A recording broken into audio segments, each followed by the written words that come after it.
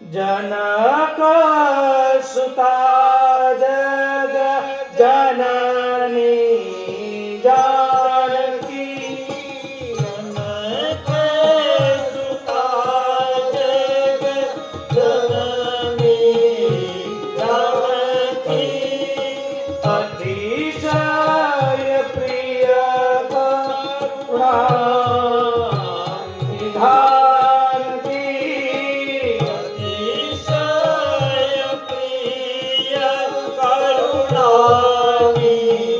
जानकी ताके जुग पर कमल बनाओ जासे कृपा मीर मल मति पाओ जासे कृपा मीर मल मति पाओ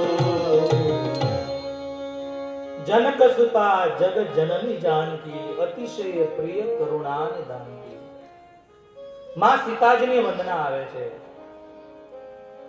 પણ એટલું કહી શકાય, જો રામ કથામાંથી માં સીતાજીનું પાત્ર કાઢી નાખવામાં આવે તો કોઈ વક્તા રામ કથા ગાઈ ન શકે સાહેબ. એ માં સીતાજી છે.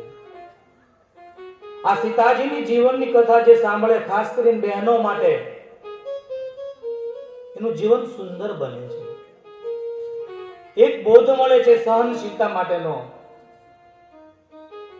કારણ કે આજે આપણામાં સહનશીલતા જ નથી.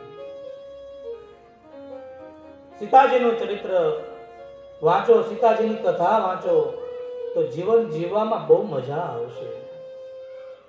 એ કોઈ સામાન્ય ઘરના દીકરી નથી, એ જનક મહારાજના દીકરી છે. જેમાં વેદોને પણ એને યાદ કરે છે એ જનક મહારાજ.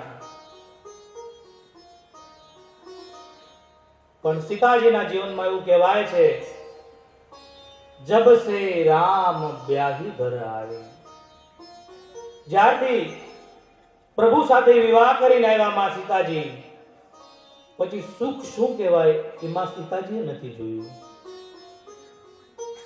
સુખ શું કહેવાય એ માતાજીએ જાણ્યું જ નથી. નહીતર વનવાસ ભગવાન રામને હતો, સીતાજીને નહોતો.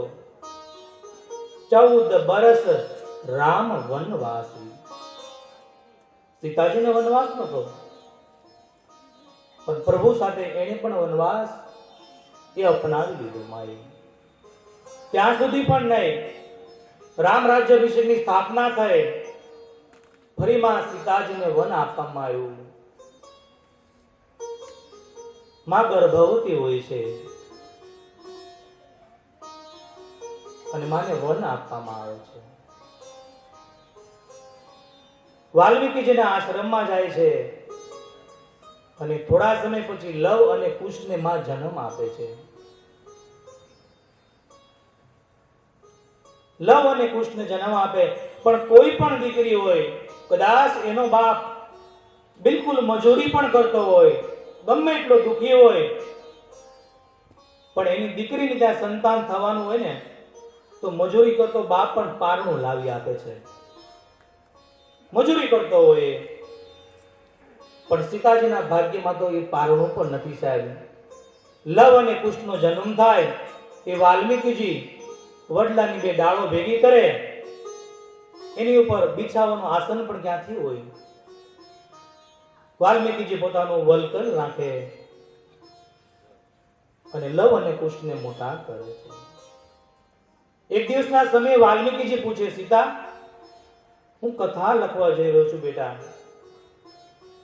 તારે રામ વિશે કઈ કેવું છે? તારો એને ત્યાગ કર્યો છે. ત્યારે આ સીતાજી શું બોલે સાંભળો,